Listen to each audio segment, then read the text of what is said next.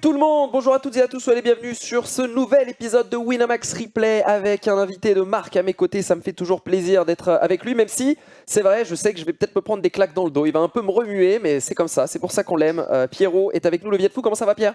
Vas-y. Allez, vas-y. Ça va mon pote et toi?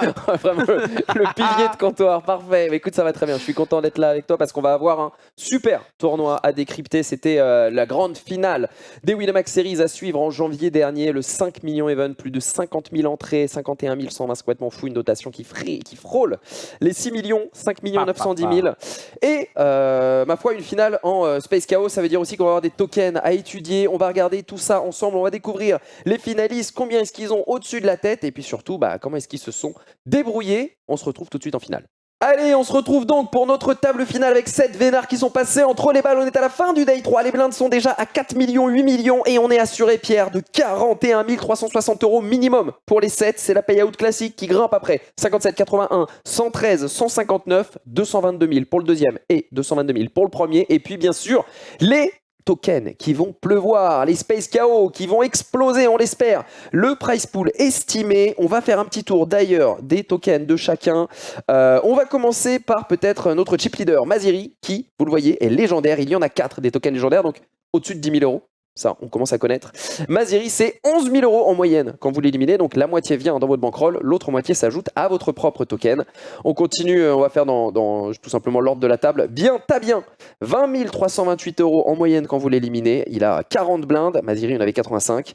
Inglewood, c'est à 7 240 €. C'est déjà pas mal. C'est niveau 10, c'est niveau max avant le légendaire. 27,8 blindes pour se débrouiller. Agassiz, 18 628 €, 40 blindes devant lui. Golf GTO, plus modeste, le noir, le minable. Le noir, Il est quand même là, il a 40 000 dans la poche. le noir, il est noir 731 €. complet, il a mineral tout le long, le pauvre.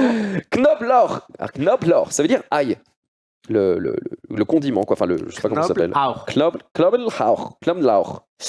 4 743 € avec 28 blindes pour se bagarrer. Et enfin, Don Pepperone. 27 000 €, le plus gros Space KO de cette table. 71 blindes pour lui. Ça s'annonce sportif. Il va y avoir bien sûr des calculs à faire. On va essayer de les faire avec toi à chaque fois, même si on est quand même en table finale. Les blindes sont déjà à 8 millions, donc les KO ont un petit peu moins d'importance.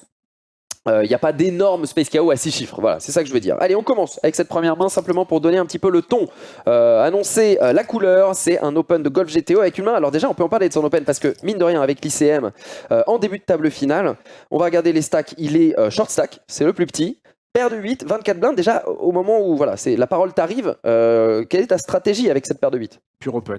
Pure open, ok. Ouais, vraiment, c'est paire de 8, paire de 7, paire de 8, les plus mauvaises mains. En fait, finalement, on n'a pas tant de pression ICM que ça, puisque nous sommes dernier, d'accord. C'est pas du tout. En fait, en gros, si vous voulez, le short stack a énormément de pression ICM quand il est à la bulle, parce qu'il doit rentrer dans l'argent. Mais par contre, en table finale, finalement, il peut jouer un peu plus libéré. Donc là, pas tout à fait, il est quand même un peu, pieds et poings liés, mais il peut prendre certains risques parce que de toute façon, il est dernier, il ne peut pas avoir une stratégie trop attentiste. Donc là, cette paire de 8, elle va être open. D'accord. Et quand tu fais face à un 3-bet comme maintenant de Maziri qui relance à 7, sur relance à 7, qu'est-ce que tu fais? Alors là, ça va toujours être la même situation. En fait, tous vos 4 bets, a priori borderline, tous vos 4 bets un petit peu, entre guillemets, bluff avec des paires de 8, des paires de 7, des As-5 suités, des valets dames de cœur, etc.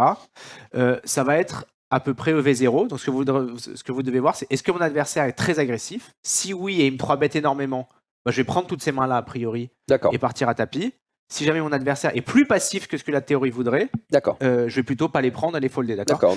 Deuxième chose qui est très importante, c'est quel choix de 4 bet bluff on va avoir. Est-ce que ça va être une paire comme ici? Est-ce que ça va être un As-5 suité ou est-ce que ça va être un Roi-Dame de cœur, par exemple?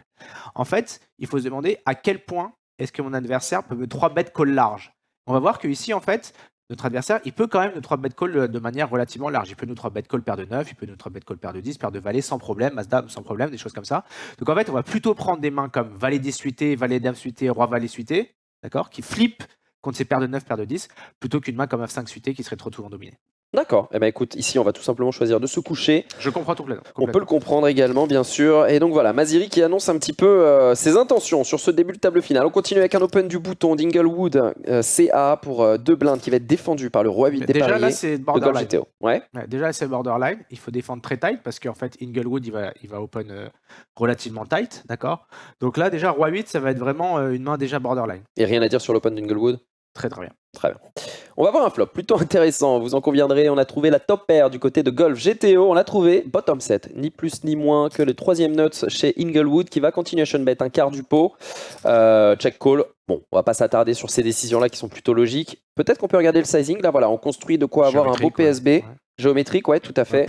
Moins qu'un PSB, du coup, il veut faire 2 tiers turn pour pouvoir 2 tiers river, partir all in 2 tiers à la river. C'est ce qu'on appelle le sizing géométrique, c'est-à-dire le même sizing sur 2 ou 3 streets pour partir all-in, d'accord. Donc là, c'est géométrique de street, 2 tiers, turn, 2 tiers river, un all-in. Ok, bah écoute, Golf GTO va payer, plutôt logique aussi. Plutôt logique aussi. Et la river va être évidemment difficile à négocier pour lui, même s'il ne sait pas qu'il est face à un monstre. Il va checker, on va envoyer tapis, effectivement 17 dans 21.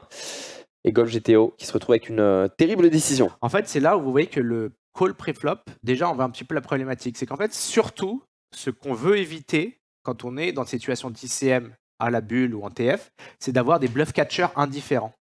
D'accord. En fait, on se rend compte que quand on défend ces rois X un petit peu banco, bancal. Banco, moi j'aime bien banco. Ouais. Quand on défend ces mains un petit peu bancal pré-flop, en fait, on se retrouve souvent à la river avec des bluff catchers indifférents. Et c'est surtout ça qu'on veut éviter. Et donc, en fait, ici, pour moi, ce serait plutôt jouer plus serré pré-flop pour éviter d'avoir ces mains et plutôt avoir une main comme roi 10, une main comme roi valet qui serait plus forte, qui serait pas différente à la river. Et ici, du coup, il sera obligé de folder avec la pression. Eh bien, écoute, il va effectivement folder. Tous les tirages avaient pourtant manqué, mais peut-être que ça a joué. Non, c'est le 8. Le 8 est vraiment pas bon à voir, quoi, parce que ces mains qui vont bluffer, ça va peut-être être un valet 8 suité, un as 8, donc c'est vraiment peut-être un 8-9 suité. Donc c'est vraiment pas la meilleure des cartes. Le 10 et le valet auraient pas été très bons aussi. Ouais. Mais voilà, je peux comprendre parce qu'en fait, son bluff catcher indifférent, il a du RP sur la tête, donc il fold. Du risque premium qui vont lui faire pencher, on va dire, la balance du côté fold. Ok, bien joué Golf GTO, on continue. C'est des coups très intéressants. Ouais, bien sûr. Et très important, surtout en table finale, des décisions qui changent peut-être même des carrières pour certains. On va open de 10, c'est logique. On va défendre dame 5 suité à pique, c'est logique. On va trouver un très joli flop 8-4-2 avec 2 piques. Tirage flush pour Don Piparon. Continuation bet neutre, la moitié du pot. Ouais, alors, qu'est-ce que tu as envie de dire là déjà? On a fait, alors là, on a fait du coup, il y a l'ECM post-flop qui arrive. Et c'est des situations qui sont quand même très complexe. Déjà, le truc, c'est que peut-être que Don Piparon peut donc bet en partie, même si c'est 8-4-2. En fait, l'adversaire a tellement de risque premium qu'il peut se mettre à donc bet et directement mettre des As-Roi, des As-Dame indifférents, quoi, ouais. et les mettre dans la merde. Donc, est-ce que Don Piparon peut donc bet? Ça serait une des premières choses que j'essaierai de voir. Et l'autre chose aussi, c'est qu'on se rend compte que souvent, que ça va être un gros size ou check ce genre de board. Et je pense qu'il aurait dû employer un plus gros size ici, comme pot. Ouais. Ok, bon, écoute, en tout cas, Piparon va logiquement coller. Il n'a pas donc bet flop, mais il va se saisir de cette doublette du 8 pour reprendre le lead sur la 4e carte. Très bien joué, et le sizing est très bien joué. C'est B2 tiers ici avec un avantage de top pair. Et vraisemblablement, on mettra all-in river. Si on touche pas. Voilà. C'est payé en tout cas par Bien Tabien, rien à dire. Très bien. Et 23 blindes au milieu, il en reste 28 chez Bien Tabien. La river est un pic qui fait rentrer la flush de Don Piparon. Il va pas faire tapis. Il va choisir un sizing petit pour se faire payer 40% même. Le fameux sizing neutre. C'est cher à Adrian. Ici, je pense que c'est un exploit parce qu'il va être sûr de se faire payer avec son Dame 5. Et en fait, les 9 blindes qu'il va en prendre vont être tellement importantes. Je pense que par contre, dans les faits, il faut faire all-in. Parce que là, s'il a 2 As avec un pic, s'il a 2 rois avec un pic, il a quasiment jamais de full, d'accord, à part une paire de valets. Ici, le sizing beaucoup plus standard, c'est all-in. On essaie d'aller chercher la value du token et on force des calls parce qu'en fait, on a 5-6 avec un pic, on a As5 avec l'As de pique, on a As3 avec l'As de pique en bluff. Les bluffs chez nous, ils sont facilement perceptibles et ça doit aller au call adverse assez souvent. Eh bien écoute, il va être payé, ça c'est logique, on ne s'attend pas à faire fold paire de 10, je pense que il est peut-être un sizing de facilité. On va prendre un pot très important pour la suite, on passe à 90 blindes, Bien Tabien qui finalement ne perd pas non plus toutes ses plumes là-dedans, mais qui va tomber à 11 blindes quelques mains plus tard, se retrouver en bataille de blindes. Roi 9 off, on a un token légendaire sur la tête, on peut revoir combien il vaut quand même 20 000 € en moyenne son token. Allez, on y va. Et on y va bien sûr, bah oui, parce qu'en plus on va être payé par pléthore de mains moins bonnes. En l'occurrence, il va tomber sur une meilleure main, As-6 de pique d'Inglewood, qui va trouver un gutshot qui ne sert à rien, il n'en a pas besoin, il va finir même avec une quinte inutile, mais sa Autoras de toute façon aurait suffi pour remporter ce pot et faire la première élimination. Et donc le premier token qui va être ouvert, et c'est un token légendaire directement. Attention, bien combien on peut gagner dans cette affaire? 10 000 minimum, ça peut monter à 203 000. Ce sera 20 000, ok, c'est la moyenne. Non, plus, non? Non, c'était la moyenne. Il valait 20 000 en moyenne, il a pris la moyenne, donc il récupère 10 000 dans sa bankroll. 10 000 balles, c'est beau. Ah, c'est beau, hein, Inglewood, boum, qui passe directement à 17 000. Bah, hein, légendaire, ça y est. Il était déjà légendaire. Ah, non, il devient légendaire. Ouais, c'est ça, il était niveau 10. Ça, c'est beau, tu peux dire, ça y est, chérie. Je suis légendaire. Je suis devenu légendaire. C'est arrivé à. Pas du tout, connard! Ah, pas mal, à ton ancien coéquipier là, t'as vu, hein, François, qui a pris un énorme token, François Pirot. Ah putain, merde, j'ai cru François Robert. J'étais non, il l'a pas dit. Starbobs, non. François Pirot, Dump Trip, All-in Elan, All-in Elan. Elan. C'est des Elan, il en a déjà pris 3. Enfin bon, bref, ouais. on passe. Les aides chance, j'en parle pas. On continue à 6 joueurs. Désormais, on est assuré de 57 910 €. Bravo à Bien qui remporte au total 61 000 €. Allez, on continue avec Golf GTO qui va partir à tapis directement, payé par Maziri. On va pas s'attarder pendant des heures sur cette main. Il n'y a pas grand chose à en raconter. On fait une belle quinte à la river pour Maziri. On va ouvrir le mini token. Il était tout petit celui-là. Golf GTO qui termine donc 6ème pour 57 910 € et 668 €. Oh, les robots! Les robots. Les autres ils prennent 10 000, toi tu prends 150. Alors certes bien, mais désormais t'es assuré de 81 000 € et ça c'est pas mal. On est plus on veut que du Space que 5, ouais, on veut que de la folie. On est plus que 5. Et on va voir cette main qui est intéressante, Knobler, bon je sais pas comment ça se prononce, l'allemand. Knobler qui open Fir 2,2 du bouton, ça va être cliquer, vraiment, ce sizing, il y a beaucoup de choses à en dire. Là, explique-nous avec la paire de rois de Don Piparon, il fait 5 sur 2,2. En fait, il va jouer sans call en face, donc tu fais un petit sizing, d'accord, parce qu'il va coller aucune main, a priori, avec le RP. Donc comme il va jouer soit en shove, soit en fold, ton sizing a peu d'importance. Je pense que là, le standard, ça aurait été 5.5, mais peu importe, c'est très bien joué. Je pense qu'il fait encore un petit exploit avec ses deux rois pour dire, bon, bah peut-être qu'il va avoir valet dame suité qui va me call, d'accord, ce qui, dans la théorie, n'existait pas. Et là, en fait, bon, on va regarder le déroulé de la main. Le déroulé, c'est tapis, voilà. Demandé par ça, en fait, vraiment, ce qu'il faut comprendre, c'est que oui, ça va marcher souvent. Parce qu'il va y avoir des bluffs en face. Mais en fait, le problème, c'est que, qu'est-ce que c'est que l'expression du RP? C'est que oui, ça va marcher souvent, mais les fois où ça ne marche pas, ça vous coûte tellement cher que le jeu n'en valait pas la chandelle. Alors oui, d'un point de vue psychologique, on se dit c'est dur parce qu'on sait que il va nous abuser, d'accord? Mais en fait, c'est très dur de 3-bet autant que la théorie. Ici, il doit 3-bet tous les As-6 off-suit, il doit 3-bet plein de roi X suité, de roi 2, roi 3, roi 4 suité, de dame 2 suité. En fait, quand on regarde sa réponse théorique de Don Piparon en tant que chip leader, il doit être très très agressif. Ouais. Et donc, c'est difficile pour lui d'être plus agressif que la théorie, d'accord? Parce que la théorie est déjà très très agressive et prend beaucoup de combos. Donc en fait, la réponse, c'est pas la suragressivité, c'est de suivre la solution et même d'être parfois un peu plus tight parce que même les humains les plus agressifs sont pas aussi agressifs que ce qu'ils devraient être. C'est un très bon recours mental ce que tu dis là, c'est se dire j'ai l'impression de me faire abuser, mais en fait c'est ce que la théorie lui demande de faire, donc au final il n'y a pas d'abus, c'est normal. Il n'y a pas d'abus, en fait c'est open à suite, hit 3 bêtes as de offsuit, tu fold, la main est bien jouée des deux côtés et c'est tout. Ça, là c'est le important, problème. Ça, gardez-le, notez-le sur un petit peu. Et là, le papier, problème, c'est qu'il te fait un spew des enfers. D'accord. Mais oui, ça va marcher souvent, tu vois. Genre 2 tiers du temps, il va gagner les blindes. Piparon va se coucher. Voilà. Non, pas avec Doran. Et oui, et voilà. Et la spew des enfers, il a foutu en l'air son tour. Ouais. Il a foutu en l'air quoi? Ouais. Toujours là. Toujours là, Il y en a marre. Faut savoir que j'ai fait le replay uniquement sur ce tournoi, uniquement pour cette main, parce qu'il allait pouvoir dire toujours là. Et là, par contre, quand t'es Don Piparon, tu peux le traiter de tous les noms. De saucisses de Francfort. Ouais, de saucisses de Francfort. De Wurst, voilà, Knobelauer qui passe à 45 blindes à la faveur d'un 30-70. Tu comprends rien, t'es complètement nul. Je sais pas s'il est complètement nul, j'irai pas jusque là, mais Don Piparon qui lâche un petit peu de l'est, mais peut-être que le karma va le rattraper. Là, les mains à shove, ça aurait été des As-6. Si vraiment tu le crois pas, shove tes bros 2 suités. En fait, ta range elle est déjà taille de base, d'accord? Donc tu peux te défendre déjà avec des bonnes mains. Donc shove tes As-6 suités, shove tes bros 2 suités, shove tes As-Valet, As-Dame à 3, etc. Mais s'il te plaît, pas suite of suit, s'il te plaît. Ça veut dire que tu shove range, quoi. Ouais. Oui, ça veut dire. Don Piparon qui trouve 2 As, Maziri qui call juste. Bon, on aurait pu 3 bêtes ici. Pourquoi est-ce qu'on n'a pas envie de 3 bêtes, tiens? Alors ça, c'est toujours pareil. En fait, lorsque vous êtes gros stack contre gros stack en table finale, d'accord, c'est un jeu de poule mouillée. C'est-à-dire qu'on ne veut pas go broke light, en fait. On ne veut surtout pas jouer des flips, on ne veut pas surtout jouer des gros pots. Donc en fait, ici, il va jouer polar, 3 bêtes pour un gros size. Et on va dire que là, quand même, et l'autre chose, c'est la future game. Quand même, là, la future game est quand même pas mal. C'est-à-dire que s'il y met une Don Piparon, il lui prend le gros bounty et il devient chip leader. Donc là, je dirais quelque chose comme 2-10 plus. Ouais.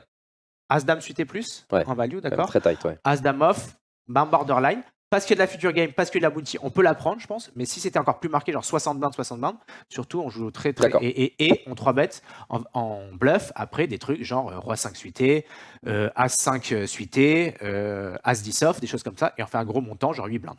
Mais du coup, on 3-bet pas non plus trop de mains, quoi. Si on. En bluff, je veux dire. En fait, c'est toujours pareil. C'est comme tu mets le levier, tu vas quand même avoir un ratio. Par exemple, de 2 bluffs assez important de 2 bluffs. D'accord. Parce que en fait, tu lui mets le RP dans sa gueule quand tu fais l'action de 3 bêtes et que lui il doit shove, quoi. D'accord. Parce qu'il va pas trop jouer en call a priori, enfin il va devoir call un petit peu, mais il va aussi. Il a écoute, quand même du RP. il a juste payé et Inglewood qui se retrouve, ma foi, avec 1 dans 5,6. Défense. On va défendre, une Surtout, très jolie ce qu'il main. faut en big blind, c'est ne pas défendre les mains dominées. Donc là, même s'ils avaient une main à la limite comme Roi 9 off, vous foldez, une main comme As5 off, vous foldez. Et par contre, tout ce que vous allez défendre en priorité, c'est ces mains-là, 7-9, 5-6, 6-7 suité. Et 7-9 off, il devait payer là 7-9 off, non. Ouais, on est d'accord. Par contre, c'est des mains 7-9 suitées, connectées vers le bas et des paires, les premiums. Ok. Eh bien, regarde ce flop. Oh, tout est bon dans le cochon. Ouais. Oh putain. 6, 7, 8, 9 pour Inglewood. Oh putain, Tirage oh comme les pareil gars, debout. c'est à Grenoble, je pars en vacances. Top pair, top kicker pour Maziri. Oh, je vais les bourrer avec mon 7 et 9 de pique, oh, les acculés. Oh waouh, le mot est fort. Et Bruno Max pour Don Piparon. Tout le monde a trouvé de quoi se nourrir là-dedans, mais évidemment c'est Piparon qui est largement favori, quoique quand même le 7 et 9 qui a de quoi se défendre aussi avec un backdoor. Check call. Et la turn déjà qui rééquilibre un petit peu les probabilités en faveur de Don Piparon. Enfin du coup les déséquilibres. Check. On va miser une deuxième fois. 6.5. Ça commence à sentir le roussi. Ouais. On va coller encore une fois. Alors, mettons-nous à la place d'As-Dame, parce que là on voit quand même notre adversaire envoyer 2 barrels avec un deuxième barrel en plus assez conséquent face à 2 joueurs dans une situation où il est gros stack contre gros stack, ce dont tu parlais plus tôt. Donc comme tu dis, avec notre As-Dame, on peut déjà se poser la question de avec quelle main que je bats il fait ça, avec quel bluff et avec quelle main qu'il me batte. Turn de toute façon, on doit encore coller une fois parce qu'il peut avoir la même main déjà. Ouais. Et aussi, Inglewood dans ce coup c'est clairement dead money, d'accord. D'accord. À la turn qui change rien a priori. Bon, il peut avoir 5-7 UT. Bon, ça c'est vrai. Oui, puis un brelan flopé, mais bon, ça reste. Non, un brelan flopé, brelan 8, il fait tapis. Brelan d'As, il fait quelque chose pré-flop. Donc ça laisserait paire de 6 et encore paire de 6, il fait tapis aussi, je pense.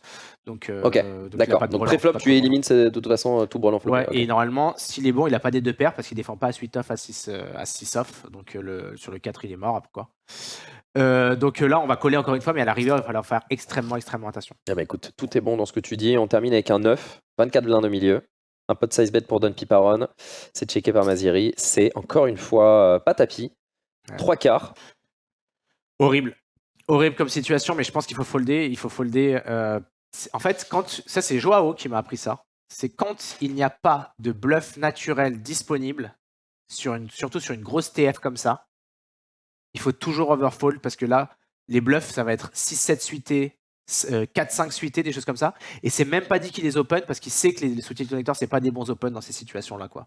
Donc, et encore, il faut qu'il ait barrel, il faut pas qu'il ait vers check raise, c'est tellement facile. Quand il y a trop peu de bluffs naturels que tu peux trouver. Quand tu as peu de bluffs naturels trouvables, overfold toujours. D'accord. Là, contre un top player, oui, il va trouver un 4-5 de pique, il va trouver un 6-7 de trèfle. Pour aller vraiment au bout de l'explication, donc quand tu dis des bluffs naturels, tu veux dire des mains qui sont logiques dans son éventail de mains et dans le pattern de mise qu'il a choisi pour arriver à la river avec une main qui est en bluff, quoi. Voilà, par tout exemple, simplement. Si c'est As. 2 et 3, du coup, n'est pas un bluff naturel parce que par exemple, il n'ouvre pas 2 et 3 pré-flop. Voilà. Paire de 10, il va pas jouer de la même manière au flop, etc. C'est ça que quand on entend bluff naturel. Typiquement, si le board avait été As 8, 9, 5, 2. As 8, 9, 4, 2, il y aurait beaucoup de bluffs naturels, des 10 valets, des dames 10, des 17 suités, des 6-7 suités, il y en a pléthore, d'accord. Alors que sur As 8, 6, 4, Rainbow, d'accord, quand ça fait ces bêtes call, quelle main est-ce que tu vas bluffer? Quelle main avec équité? Tu as besoin de l'équité pour bluffer, d'accord. Donc quelle main tu vas prendre? Est-ce que le 6, par exemple, est-ce que le 6 est une bonne carte à bluff? Est-ce que le 8 est une bonne carte à bluff? C'est pas sûr parce que tu vas bloquer les folds chez Inglewood qui aurait pu call un 8-9 suité. Enfin, tu vois, c'est vraiment très compliqué. Très bien expliqué. Eh bien, Maziri, lui, va payer, malheureusement. Il va pas réussir à se dépêtrer de cette situation. Il va donner un pot énorme à Don Piparon. Qu'est-ce qui se passe ici? Qu'est-ce que c'est que As-Dame River? Un bluff catcher.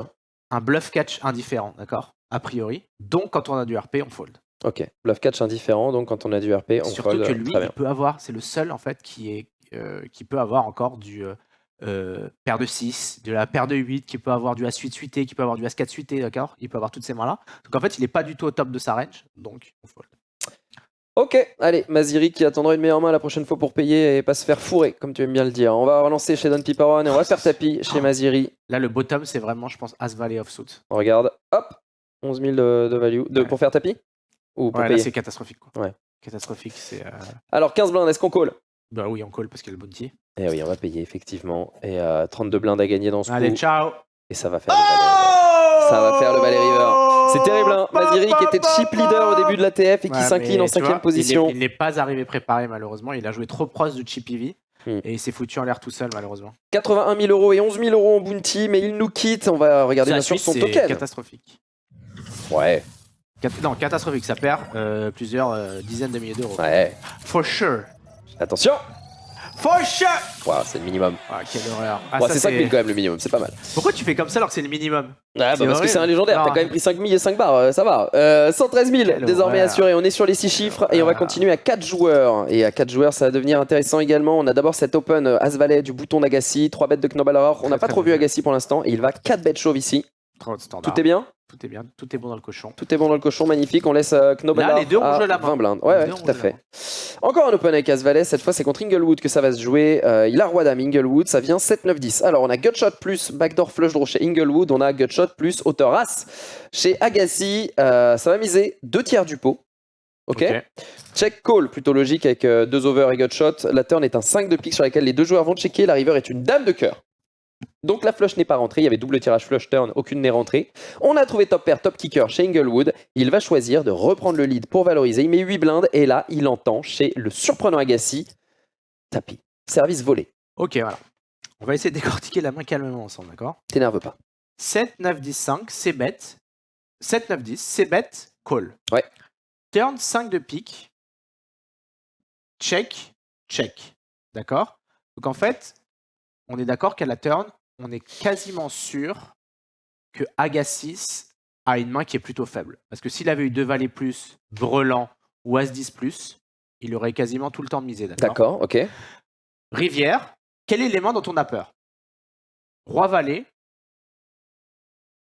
Voilà. Et c'est à peu près tout. Ouais. Parce que nous, on peut avoir 2 paires, on est complètement uncapped, d'accord. Ou Dame 10 suité, d'accord. Voilà, ou Dame 10. Alors, Dame 10 suité, il ne nous en reste plus que 2, mais on a Dame de trèfle qui bloque, donc il n'en reste plus que 1. Puisque les autres Dame 10, enfin le Dame 10 de pique aurait certainement misé turn. Donc, As-Dame, est-ce qu'on peut avoir As-Dame en face? Jamais de la vie. Il va jamais faire ça. Non, jamais de la vie. Okay. Donc, en fait, ici, il faut dire, ok, en value, il a quoi? Roi-valet, c'est beaucoup de si, parce que c'est pas dit non plus qu'il sait mettre Roi-valet, parce qu'il a peur de se faire check raise avec la double gutshot. D'accord. D'accord, donc il aurait vraiment besoin de Roi-valet avec un carreau pour pas rendre sa main indifférente face à un check raise. Et nous, sur ce board, on a plein de check raise en big blind, d'accord. Donc là, l'important, ça va être quoi? De bloquer Roi-valet, d'accord. Et à la limite, de bloquer pour l'endame, si jamais il a décidé de check back, quoi. Ouais. Et c'est parfait parce que notre main, elle a toutes ses combinaisons. Et surtout, on va pas bloquer une main comme... T'as envie de call, quoi, là, j'ai l'impression. Ouais, on va pas bloquer une main comme As 8 off.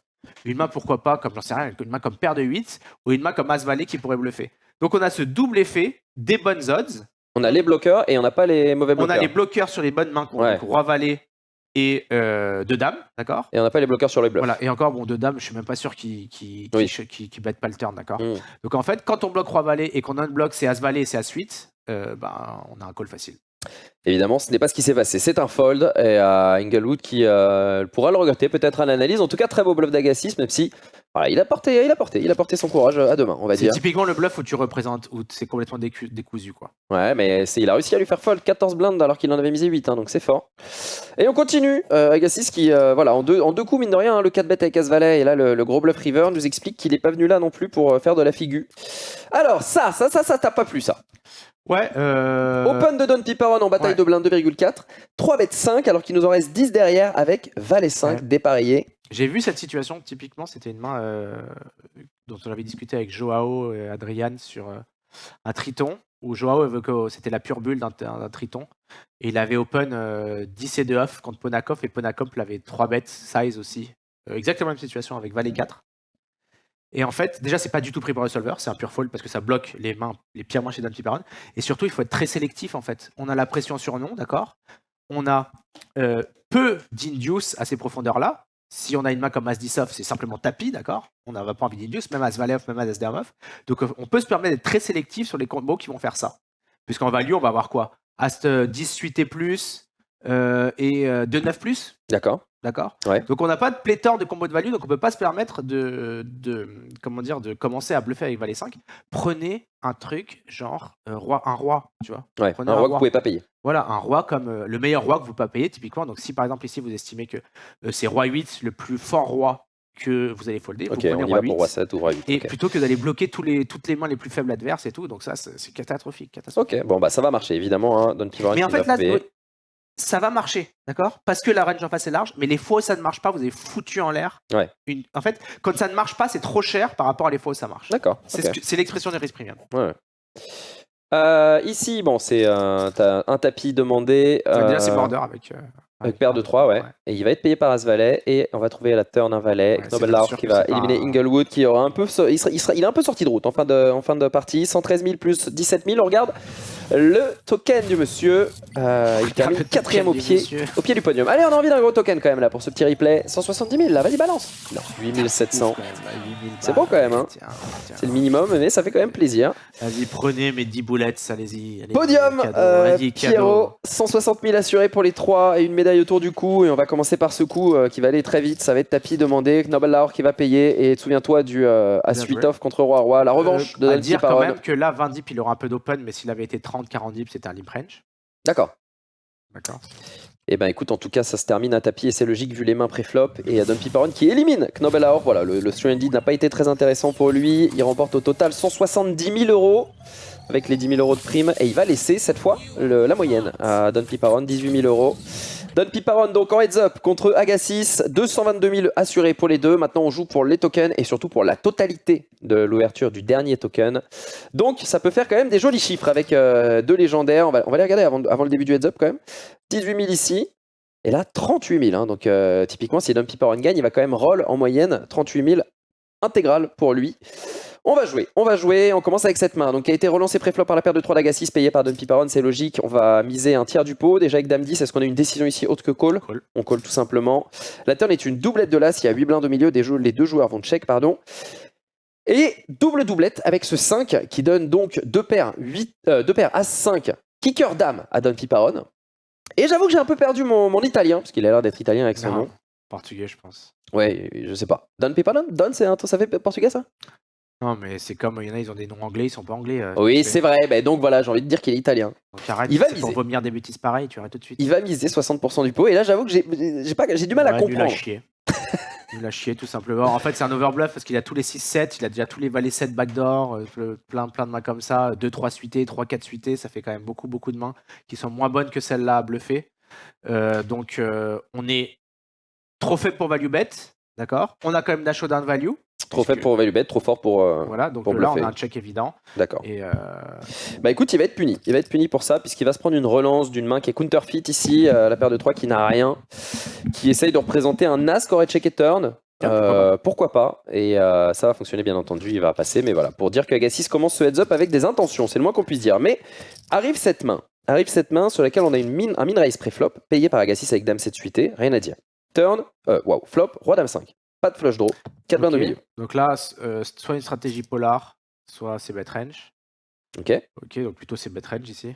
Un tiers du pot, plutôt c'est bet range, c'est call très logique avec deuxième paire. Ouais. Pas de raison de relancer. En revanche, on a trouvé deux paires désormais. Il laisse 7 blindes au milieu. On va checker une nouvelle fois. Don Pipparon qui, pour notre plus grand plaisir, nous envoie un léger overbet. 8,8 blindes. On est peut-être en train de nous dire qu'on prépare un tapis à la river. On est plutôt content dans ces cas-là quand on a deux paires. Non, c'est raise au turn obligatoire avec deux paires. Hein. Il faut surtout pas laisser free roll de l'équité. Alors, il y a un tirage carreau qui est arrivé, il y a des tirages quinte, effectivement. Ouais, mais surtout, c'est en fait, s'il a As-Roi, il faut pas faut le laisser, faut mettre l'argent au milieu tout de suite avant que le board se dégrade. Si on avait une main comme Roi 5, ok, parce qu'elle sera toujours un bon bluff catcher à la river. Ouais. Là, vous avez quand même un Roi, un 5, un 6 de carreau, un 9, enfin plein de mains qui vont vous rendre votre main un peu plus vulnérable, quoi. Parce que, alors, juste pour me faire l'avocat du diable, ici, quand on raise dès le turn, du coup, c'est pas grave de lui faire abandonner ses bluffs? Bah, est-ce qu'il va bluffer river quand t'as call deux fois et quand t'as call overbet turn? Est-ce que t'en es sûr de ça? Oui, bien sûr, mais je veux dire... Sur ta tête, c'est écrit le front, j'ai un bluff catcher, j'ai un roi... Tu peux te faire gaffe. l'hypothèse, tu peux te dire peut-être que cet adversaire-là, il bluffe beaucoup. Ah oui, donc il y a peut-être une adaptation contre un joueur où on sait qu'il est très très agressif et qui peut bluffer beaucoup. Dans ce cas-là, oui. Tu slow play ton Roi 5. Slow play ton, j'en sais rien si t'as slow play ton Roi 5 déjà, d'accord. Ouais. Mais ne slow play pas les deux paires du bas. Ok. Eh bah écoute, on va les En plus, slow play. elles unblock les As-Roi et compagnie qui Bien sûr, peuvent qui vont tout te donner. Les Ouais. Rois 10, les Rois Valets. On va slow play. 24 blindes au milieu. Il en reste 35 à Don Piparon. Okay, un 9 de trèfle. Ouais, donc, un 9 de trèfle qui fait rentrer Valet 10. 6 et 8 si on veut en trouver. On va faire check. On va envoyer tapis. Ah ouais, c'est non, mais en vrai. Et on va se coucher. Voilà, on va spoil tout de suite le résultat. Il s'est couché, comme ça tu peux directement partir de là. Bah, alors vas-y. T'as slopé pour le laisser bluffer. La carte, bon, bah, c'est pas du tout une des pires du paquet, d'accord? Ouais, bien sûr. Et tu te retrouves à te coucher et du coup, t'as rendu ta main indifférente alors qu'elle était très forte à la turn. Elle est pas tout à fait indifférente parce que je pense que du coup, si bluff ça, c'est que c'est sa coche land, d'accord? Ouais. Donc après, c'est un très bon bluff à la rivière en termes de combo. Mais bah là, une fois que t'as slopé le turn, il faut y aller, quoi. Il faut call et puis aller chercher la win. Le plan de jeu a été complètement décousu parce que c'est pas comme si c'était du coup une carte que tu fold sur le roi, d'accord? River, la pire des pires. Bien sûr. Okay, why not? Bien sûr. Mais folder sur ce 9, vraiment, je comprends pas, quoi. Alors oui, c'est pas. Il avait une balle de match. Non, mais alors oui, c'est pas très agréable, hein, parce que la river, tu bats pas grand chose. Il y a 6-8 qui rentrent, il y a 10 valets qui rentrent, il y a. Mais bon. De toute façon, j'ai envie de dire que quand t'as slow play, va jusqu'au bout et puis call sur cette carte. Tu vois, moi, ce qui me chiffonne à la place d'Agassis quand il fold, c'est que du coup, je l'imagine dans sa réflexion en train de trouver des mains qui le battent, en train de réfléchir à se trouver une. Il essaie de se convaincre qu'il a des mains qui le battent, de les certaines, parce qu'il n'a pas tant que ça finalement, comme tu l'as dit. Ah, bah, le 9, il est quand même relou parce qu'il fait rentrer 6-8 et 10 valets. 6-8, 10 valets. Et ça fait 32 combinaisons, quoi. Donc c'est huge en vrai. C'est dur d'avoir des bluffs naturels aussi là, hein, quand même. Tu sais ce que je veux dire? Moi, je comprends qu'il soit quand même un petit peu embêté. Ah bah surtout que 8 et 10 off, c'est pas dit que ce soit un bluff naturel. Les bons joueurs, ils vont trouver des valets 8 off. Mais attends, 8 et 10 off, c'est un bluff naturel ici? Non. Tu peux pas le mettre dans tes bluffs. Ouais, voilà, c'est ça. Donc tu vois, ils vont quand même trouver des As-8 off, des 10-8 off, des mains comme ça un peu pas naturelles. Donc c'est du heads up, tu vois. C'est pas que c'était UTG contre Big Blind où le mec a une range super condensée. Là, il va avoir des merguez. Il peut avoir genre un truc genre valet 6, quoi. Valet 6, sans carreau, des trucs comme ça. Ouais. Écoute, il s'est couché, il y aura peut-être des regrets, on verra s'il se venge ou pas. C'est même pas qu'il y aura. Ouais, là, s'il gagne le tournoi, c'est pas grave, ça fera partie de la légende. S'il le perd, en revanche, il en cauchemardera pendant des mois. On continue avec ce Dame 7 qui est payé par le roi valet de son adversaire. On va trouver deuxième paire au flop, on va trouver flush draw du côté de Don Piparon. Alors c'est marrant parce que du coup, il emploie des stratégies un peu différentes. Tout à l'heure, il a ses bet range sur roi dame 2, d'accord. Et là, il décide de ses bet polar, normalement avec du check, j'imagine, du coup. Donc des stratégies un petit peu diverses. Ça va être payé bien sûr par la deuxième paire. Et sur le turn, ça va check, check, alors qu'on a trouvé une paire également chez Don Piparon. C'est pas bien joué sur ce Dame 7 de carreau, ça va bet pour mettre le max de pression sur un roi et un 9, je pense. D'accord. On se fait jamais check raise en plus sur ce board, donc on est bien. Flush river, Pierre, check, et on va overbet. 14 blindes dans 11. Qu'est-ce qu'on fait avec ce roi valet? Bah on fold, hein, qu'est-ce que je te dise. Là aussi, on a de meilleures mains. En fait, quand il fait un aussi gros bet, on va avoir besoin d'un as ou de deux paires pour se défendre. On en a plein de as-2, as-3, as-4. Donc le roi valet, on va simplement le folder, je trouve. Il a un peu facile dans les temps résultat oriented, mais. Ouais, il a pas réussi à le folder, il va payer. Mais là, il y a un peu de momentum et il y a un peu de. Faut pas oublier en fait que quand tu joues une de CTF, souvent moi c'est fou parce que du coup là, je viens de faire la review, tu sais, de la TF de William série que j'ai joué qui était le même jour. Ouais. En fait, quand tu joues dans l'action et quand tu revois à front, non, ça c'est le. Ah oui, pardon, qui était pardon, du coup, des mêmes séries, on va dire. Ouais. Quand tu joues à froid et quand tu es dans l'action. Bah bien sûr. Et du coup, il y avait les risk players qui étaient dispo. Ouais. D'accord. Il y a un mec qui m'a fait value bet 6 fois de suite en BVB. Ouais. Mais la 6e fois, tu te dis, mais c'est pas possible, il est en train de me bluffer tout le temps. Il m'a bluffé 6 fois de suite. Et en fait, parfois, ils ont juste 6 fois de suite, quoi. Ouais, et puis là, il y a autre chose, c'est que ce tournoi, on le commentait en direct avec les cards up. Donc il suffit que 15 minutes soient passées et il sait qu'il s'est fait bluffer par 8 et 10. Et donc ça peut jouer. Ça peut jouer. Allez, main suivante, c'est une classique confrontation. On va pas rester dessus, c'est un double up d'Agassis qui revient à 53 blindes. Cette fois, c'est bon. Il va pouvoir prendre sa revanche peut-être et faire oublier. Bah non, entre temps, il s'est fait complètement grind. Il est retombé à 30 blindes simplement par des coups de relance et continuation bet qui passent qui n'étaient pas très intéressants. Et ici, pardon, il va limp call. Ok, 3,5. As 7. On a trouvé jackpot chez Don Piparon. Continuation bet tout petit. Bon, il n'y a pas de fold, j'imagine, avec roi 10. Il fait tout le temps des trucs, tu sais, en fait, Don Piparon, c'est marrant, mais il est full exploit parce qu'il fait tout le temps un coup de molette en bas ou un coup de molette en haut. Par rapport au. C'est ce que vaut sa main. Par exemple, je suis sûr que s'il avait eu genre 8 et 9 de trèfle, il aurait fait 2.5. Ok, j'aime bien. Regarde si c'est pas beau ça. T'as full, t'es en heads up là. T'as 66 blindes contre 25 et ton adversaire t'a payé au flop. Tu décides de faire 70%. Alors là, roi 10. Bon, on peut payer encore une fois, pourquoi pas, mais à la river, du coup, on sera bien chargé. On va payer encore une fois. 25 blindes, il nous reste 18. Dan Piparon qui est tout simplement dans un rêve. Là, il est sur un petit nuage, il se pince pour vérifier que c'est réel. Mais oui, on va pouvoir faire tapis. On a tout simplement une main qu'aucune main ne peut battre. Maintenant, il n'y a plus qu'à ce que notre adversaire annonce call et on sera champion de ce 5 millions event. Pierre, roi d'Isof, qu'est-ce qu'on fait? On a quand même collé 2 gros bêtes. On a collé un ISO, donc notre range est très chargé en as. On peut aussi avoir des valets X de pique. Donc si on a envie de choisir des calls, autant les choisir d'abord dans cette région plutôt qu'un roi 10 qui bloquerait les bluffs, qui bloquerait des 9-10, qui bloquerait des dames 10, qui bloquerait des mains comme ça. Donc vraiment aucun intérêt à les call ici. Mais il a pris le mauvais avion, Pierre. Il est dans la mauvaise région et malheureusement pour lui, il est dans la région du call. Il va prononcer le mot fatidique. Il a pris le Ryanair. Il a pris le vol Ryanair à 4 €. Il aurait mieux fait de rester à l'aéroport parce que là, il se fait éliminer en runner-up. Agassiz qui remporte 240 000 € et maintenant, c'est l'ouverture des tokens. Ce moment dont on rêve sur ce tournoi. 5 millions event. Ils ont pris 222 000, arrête, 222 000, regardez ça plus. Ouais. Attention, combien on prend? Le minimum, 9314. Allez, il est tilté, allez. Mais maintenant, c'est celui-là qui est important, Pierre, tu le sais, parce que là, on joue pour la totalité du token. Allez, l'OM 430. Aïe, c'est le minimum encore. Bon, on a pris 30 000 quand même. C'est pas mal. On a pris 30 000 d'un coup. Je veux bien ce token, allez. Je veux bien mineral ce token. Et c'est la victoire pour Dan Piparon qui remporte au total, écoute-moi bien, 287 900 €. On fait des confettis. Bravo, 287 900 €. Bravo, Dan Piparon. Allez, on conclut. Allez, merci. Et voilà, magnifique, Dan Piparon. Honnêtement, de mon ressenti pendant qu'on commentait en live et même après ce replay, j'ai quand même le sentiment qu'il était un petit peu au-dessus. C'était, je pense, le meilleur joueur de cette table finale. Il a su faire les petits exploits, les petites adaptations, les petits ajustements. Il a pris aussi un bad beat. Il a été solide tout du long. Il a été bien sûr aidé par les cartes, mais mine de rien, il y a des petits sizing, voilà, par-ci par-là, qui font la différence à l'arrivée. Il les a tués. Et en fait, après, en plus, j'ai vu des stories de Top Reg Monde qui disaient que c'était le meilleur joueur de KO du monde. Donc, d'accord. Je pense qu'il a été honoré à sa juste valeur.